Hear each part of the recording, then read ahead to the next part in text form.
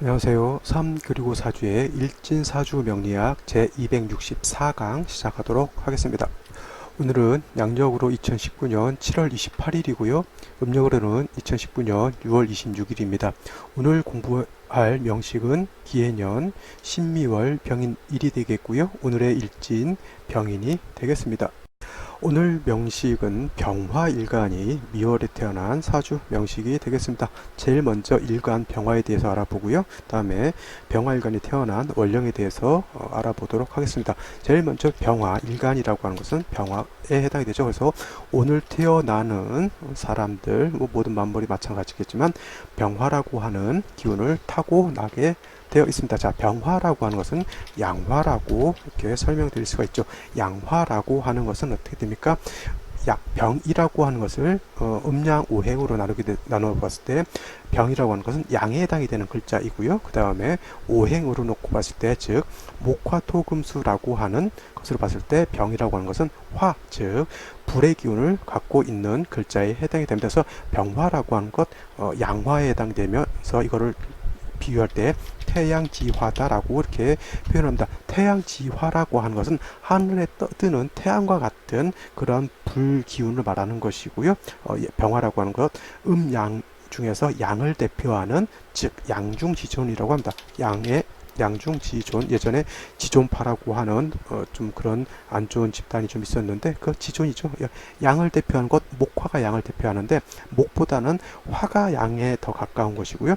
화 중에서도 양화가 있고 음화가 있는데 양화는 이 병화가 되는 것이고 음화는 내일 공부하게 될 정화가 음화인데 음보다는 양의 기운이 어떻게 보다 더 진기하고 보다 더 진취적이기 때문에 병화가 양을 대표한다라고 이렇게 놓고 보는 것입니다. 병화가 됐건 정화가 됐건 화라고 하는 그런 기본적인 성질은 어떻게 돼요? 빛이라고 하는 것은 직선적으로 향하려고 하는 그러한 성향을 가지고 있습니다. 그래서 일간 병화, 정화도 마찬가지겠지만 성향 자체는 직선적이에요. 직선적. 자, 아울러서 약간 뭉뚱그려서 말하는 것 좋아하지 않고요. 자기가 가지고 있는 생각, 자기가 가지고 있는 어떤 가치관 같은 것, 솔직 담백하게 이렇게 얘기하는 것을 굉장히 좋아하는 그런 성격이고요. 그러면서도 병화일간 뒤끝 없이 약간 담박하다 그러죠. 담백하다 그러나요? 담박하다 그러나요? 그러한 좀 뒤끝 없는 그런 성향을 나타내는 것이 또 병화의 성질이다라고 하겠습니다. 이것은 어디까지나 병화 일간만 놓고 봤을 때 일간의 특성에 해당이 되는 거고요. 또 병화 일간도 사주국세가 어떻게 짜여지느냐에 따라서 약간 좀 사람이 애교도 있을 수가 있고요. 사람이 또 약간 음흉한 면도 있을 수가 있고 또 여러 가지 또 각양각색의 특징이 나타날 수가 있지만 병화라고 하는 그 일간 딱 하나만 놓고 봤을 때는 그렇게 직선적이면서 뒤끝 없이 소박하고 담백한 그 다음에 자기 주장을 그냥 꺼리낌 없이 이렇게 솔직하게 얘기할 수 있는 그러한 것이 병화의 특징이다라고 놓고 볼 수가 있겠습니다. 그 다음으로 병화라고 하는 것 강렬한 빛을 나타낼 수도 있겠고요. 병화는 빛으로도 볼 수가 있겠고 그 다음에 열로도 볼 수가 있겠죠. 빛이라고 하는 것은 쉬운 말로 우리 밤에 어두웠을 때 그 랜턴 같은 거 키면 밝게 비춰줄 수가 있겠죠.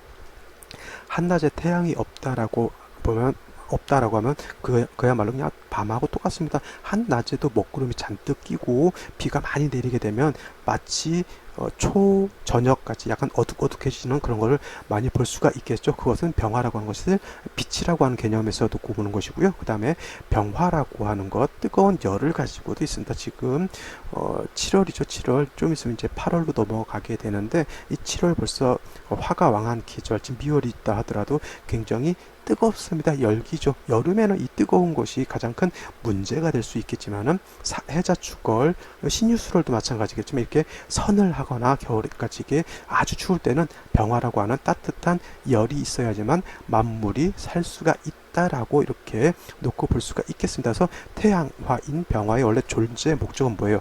자기가 가지고 있는 빛과 열을 어떻게 돼요? 세상 만방에 펼치는 것이 병화의 존재 이유가 되겠죠. 그래서 병화라고 하는 것은 자신의 빛과 자신의 열이 뜨겁고 강할수록 좋다라고 이렇게 볼 수가 있겠습니다. 그래서 병화라고 하는 것, 자신의 빛과 열을 빛과 열이 강해지면 강해질수록 더 좋겠죠. 하지만 빛이라고 하는 것, 열이라고 하는 것도 너무 강하게 되면 어떻게 됩니까? 모든 만물을 어떻게 돼요? 태워버릴 수도 있겠죠. 사람이 하늘에 있는 태양을 보면서 오랫동안 눈을 껌뻑거리지 않고 계속 응시를 하게 되면 자칫 잘못하면 실명을 할 수도 있겠죠. 그래서 병화의 빛이라고 하는 것, 열이라고 하는 것도 너무 뜨거우면 모든 만물이 타버립니다. 그 다음에 빛도 너무 강하게 되면 어떻게 돼요? 눈을 시력을 떨어뜨리거나 아니면 그것도 똑같이 모든 만물이 어떻게 돼요? 그 뜨거운 빛과 열로 인해서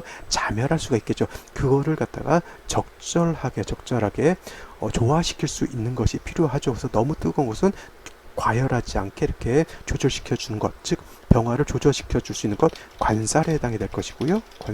이 관살이라고 하는 것은 임수는 칠살에 해당이 되고, 개수는 어떻게 됩니까? 개수라고 하는 것은 정관에 해당이 되죠. 그래서 병화의 빛과 열을 적절하게 조화시켜 주면서 병화의 빛을 좀 더 돋보이게 할 수 있는 것은 개수인 정관이 아니라 칠살인 임수가 하는 역할에 해당이 되겠죠. 물론 개수 같은 경우는 병화의 열이 너무 치열했을 때, 빛이 너무 치열했을 때 조절해주는 조우해주는 역할은 개수가 할 수 있을지언정, 병화를 수보양광하는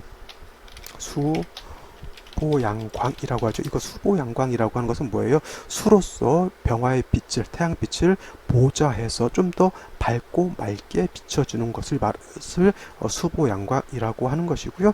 네, 비근한 예를 들면은 태양이 떠 있는데 그 밑에 바다라든가 강이라든가 호수 같은 게 있게 되면 어떻게 돼요? 병화빛이 그 강호수 이런 것에 반사가 돼서 좀 더 아름답게 비칠 수가 있겠죠. 이것이 만약에 신시라든가 유시같이 태양이 서쪽으로 이렇게 뉘엿뉘엿 기울 때 그와 같은 현상이 나타나게 되면 굉장히 아름답고 운치 있는 그런 현상이 나타나겠습니다. 그래서 병화일간이 신월이라든가 6월 같은 때 태어나가지고 임수가 있는 사람들이 대개 보면은 낭만적이고 좀 운치도 있고, 대개 보면 이런 사람들이 또 되게 또 미남, 미녀, 핸섬 보이, 핸섬 가이들이 좀 많다라고 볼 수가 있겠습니다. 병화의 특징, 이렇게 자신의 빛과 열이 좀 더 보강되고 좀 더 강해지는 걸 좋아하고요. 적절하게 조절돼야지만 용도가 있다라고 말씀을 드렸고, 병화 좋아하는 것은 임수지만은 무기토가 천간으로 많아지게 된다라고 하면 병화의 빛을 가리기 때문에 이거는 좋지 않다라고 볼 수가 있겠습니다. 이것이 병화의 일반적인 속성에 해당이 되겠고요. 병화일간이 태어난 원령에 대해서 한번 살펴보도록 하겠습니다. 자, 병화일간이 태어난 원령에 대해서 간단하게 살펴보도록 하죠. 자, 병화일간이 태어난 원령, 미월이라고 하는 계절에 해당이 되죠. 자, 미월이라고 하는 것은 기본적으로 사오미 남방에 해당이 된다라고 그랬고, 이 사오미 남방에 해당되는 계절은 여름입니다. 여름. 그래서 4월 같은 경우는 초여름에 해당이 되고요. 그 다음에 5월 같은 경우는 중하라고 해서 가장 양이 강하고 가장 화가 왕할 때에 해당이 됩니다. 자, 미월이라고 하는 것은 똑같은 여름이라 하더라도 이때는 늦여름, 즉 개하라든가 개하 내지는 모하라고 이렇게 표현을 하는데 늦여름에 해당이 되죠. 그래서 화가 가장 왕하고 양이 가장 왕할 때는 5월에 해당이 되면서 5월 중에 하지라고 하는 절기가 있습니다. 이 하지가 지나면서 양이라고 하는 것은 약간 기세가 꺾이면서 일음이 희생한다라고 제가 설명을 드렸죠. 그래서 이거는 5월에 대해서 다시 한번 복습해 보신다라고 하면 좀 더 하지에 대해서 좀 알 수 있겠고요. 5월 하지가 지나면서 이름이 발생을 하는 것이고, 미월 즉 늦여름 개하 즉 모하에 이르게 되면 이때는 이음에 해당이 되죠. 그래서 양이라고 하는 기세 미월이 되게 되면 일단 꺾이는 것으로 볼 수 있지만 그렇다 하더라도 4, 5 미월은 여름임에는 틀림이 없습니다. 그래서 미월 자체도 여름이기 때문에 화의 기세는 남아 있겠고요. 그 다음에 미월이라고 하는 것은 토왕절이라고 하는 계절입니다. 자, 토가 가장 왕한 계절은 지지로 4월, 5월도 물론 화가 왕하면서 왕화가 토를 생해주기 때문에 토가 왕하다 하더라도 그 다음에 토가 왕한 계절은 진, 술, 축, 미, 월이 토가 가장 왕할 때 해당이 되고, 이거를 사계월이라고 칭한다라고 제가 말씀을 드렸습니다. 4개월이라고 하는 건 뭐냐면, 자, 진이라고 하는 것은 어떻게 돼요? 개춘에 해당이 되고요. 그 다음에 술이라고 하는 것은 개추에 해당이 되는 것이고, 개추라고 하는 것은 늦 가을에 해당이 된다라고 말씀을 드리는 거고요. 축월이라고 하는 것은 개동이라고 해요.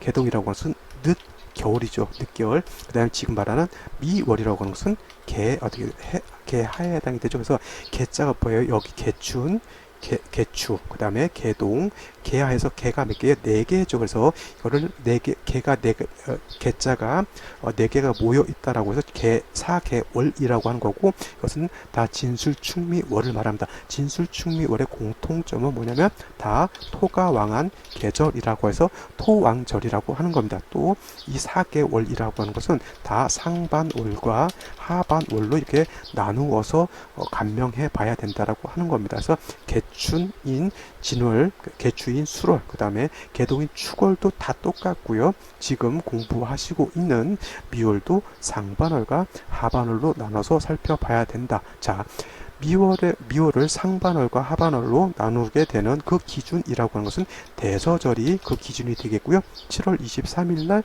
제가 알기로 대서가 지난 것으로 알고 있습니다. 7월 23일 아마 맞을 거예요. 그래서 대서가 지났기 때문에 지금 병화가 미월에 태어났는데 미월 중 대서절 이후니까 어떻게 돼요? 하반월에 태어났다라고 보시면 되겠죠. 요것만 알고 넘어가면 안 됐고, 자, 상반월이라고 하는 것은 뭐냐면, 왜 상반월과 하반월로 나누게 됐냐면, 대서절을 기준으로 해서 대서절 이전인 상반월은 마치 5월과 같이, 상반월은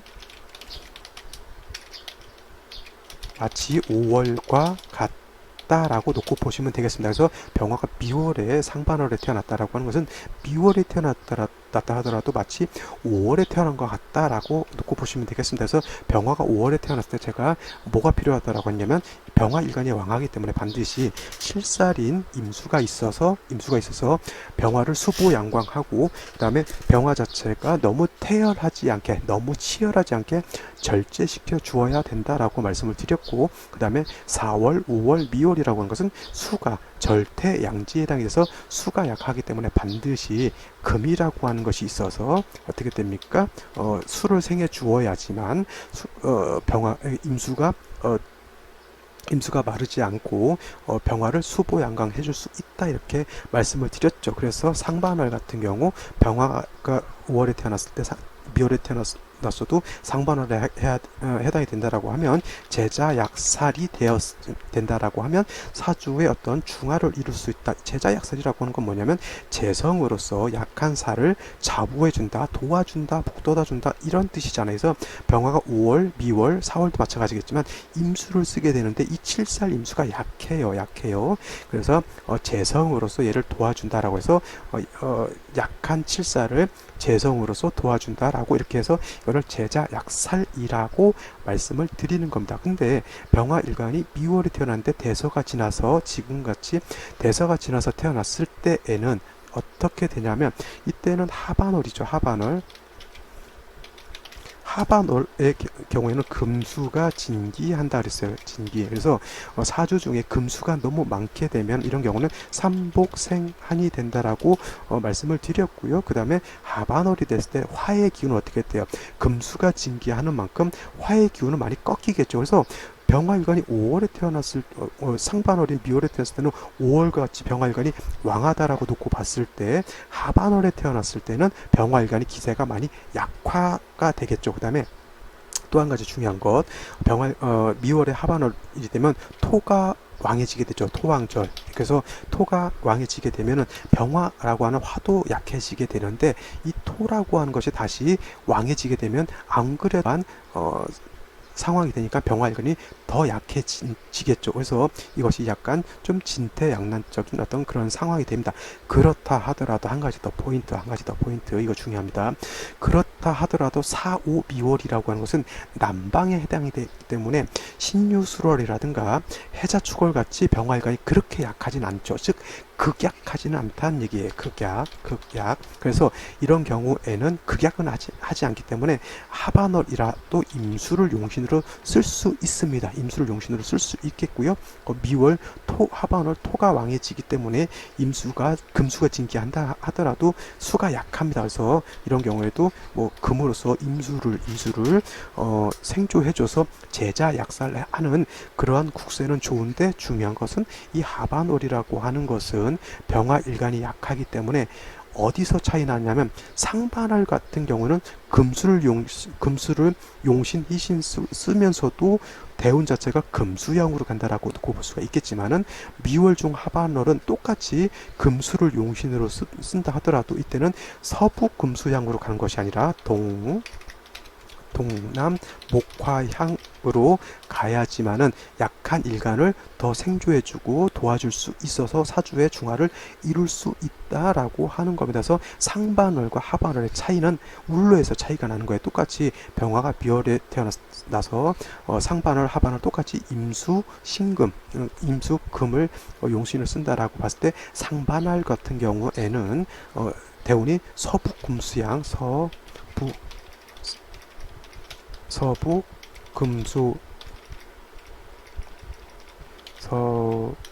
금수향으로 이렇게 간다라고 하면, 하반월 같은 경우에는 똑같이 금수를 용신, 희신 쓴다 하더라도 일간이 약하기 때문에 이때는 동남 목화향으로 가는 것이 좋다, 이렇게 보는 겁니다. 그래서 똑같은 비월이라 하더라도 간법이 달라진다라고 하는 점 꼭 명심해 두시기 바랍니다. 다음 오늘의 명식을 한 번 더 살펴보고 생시를 보도록 하겠습니다.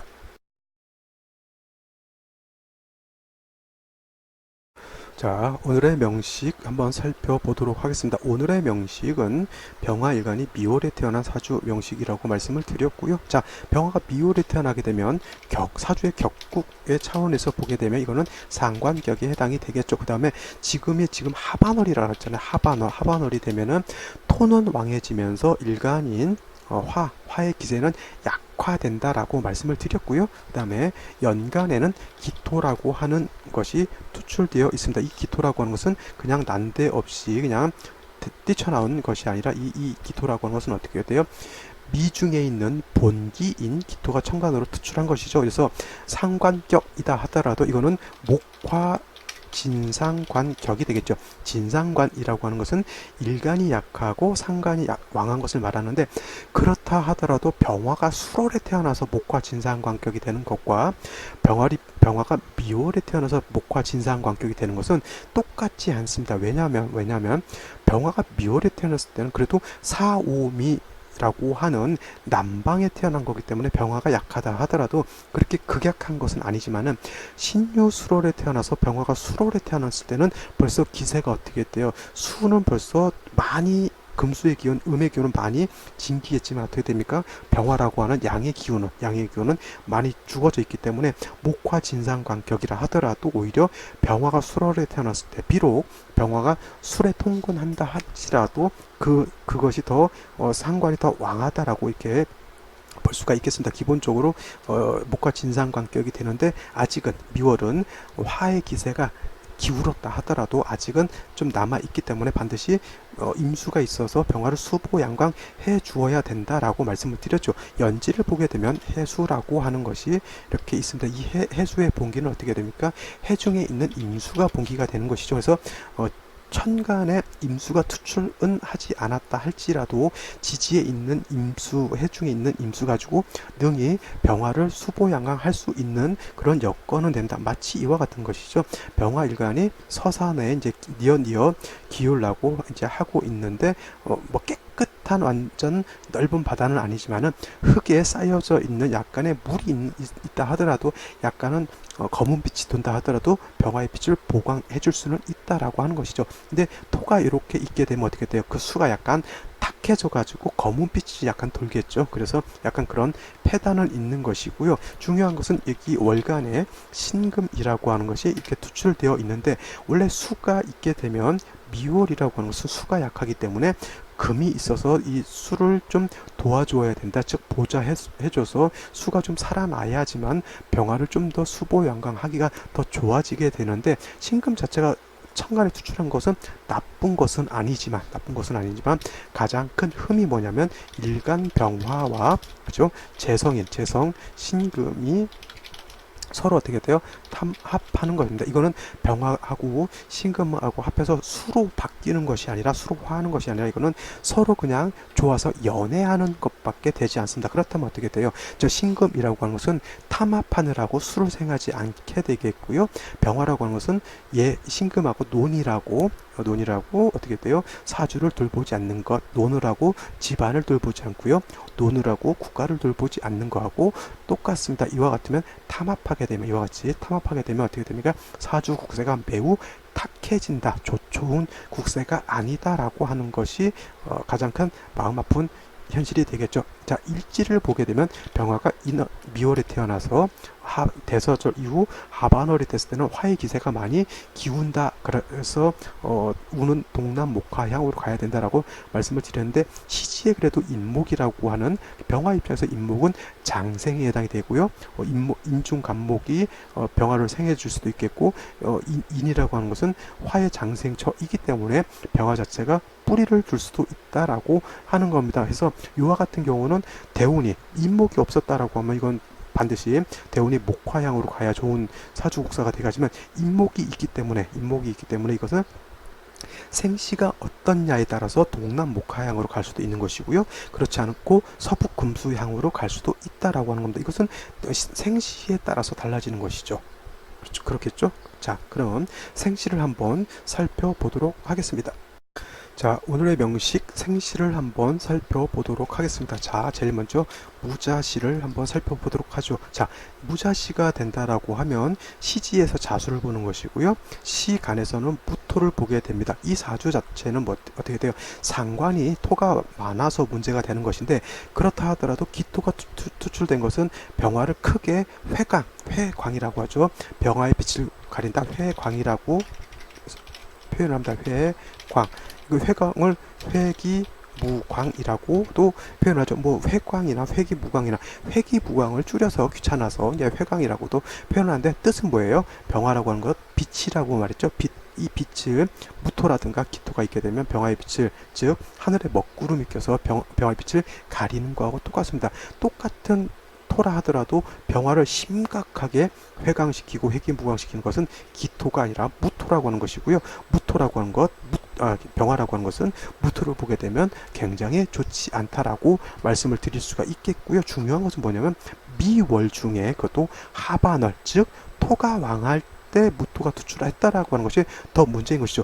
무토 자체가 지지로 뿌리가 없었다라고 하면 얘는 뭐 있는 듯 없는 듯 하늘에 구름이 껴 있는데 그냥 옅은 새털구름 정도 껴있다라고 이렇게 보게 되면 병화가 그 정도는 신경 안 써도 되겠지만은 이렇게 지지의 뿌리를 튼튼하게 두고 투출했다라고 하는 것은 그야말로 시커먼 먹구름이 떠서 병화를 가리는 거하고 똑같습니다. 이러한 무토는 어떻게 됩니까?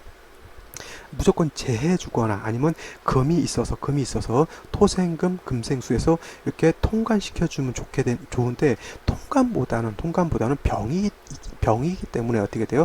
얘를 어떻게 돼?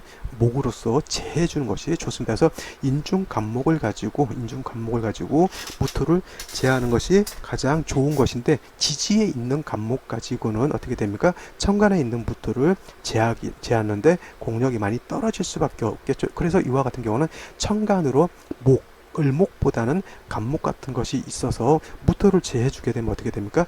간목이 병화도 생해주게 되고요. 그 다음에 무토도 제해주게 되니까 하늘에 떠 있는 태양을 바람이 불어서 먹구름을 치워주게 되면 하늘에 떠 있는 태양이 자연스럽게 드러나서 빛을 발하는 거하고 똑같습니다. 이 사주 같은 경우 자수를 본 것은 크게 문제되진 않다라고 하더라도 무토를 봤다라고 하는 것 굉장히 안 좋은 그런 상황이 되겠고요. 이거보다 더 안 좋은 상황이라고 하는 것은 무술시를 보게 되면 더 안 좋죠. 이거는 무자시는 그래도 시지에서 자수를 본 거지만은 무술시는 무토가 어떻게 돼요? 시지 자체에서 술도 본 것이고요. 원령에도 통구를 하게 되기 때문에 이 무토는 굉장히 왕한 토에 해당이 됩니다. 이런 토를 어떻게 됩니까?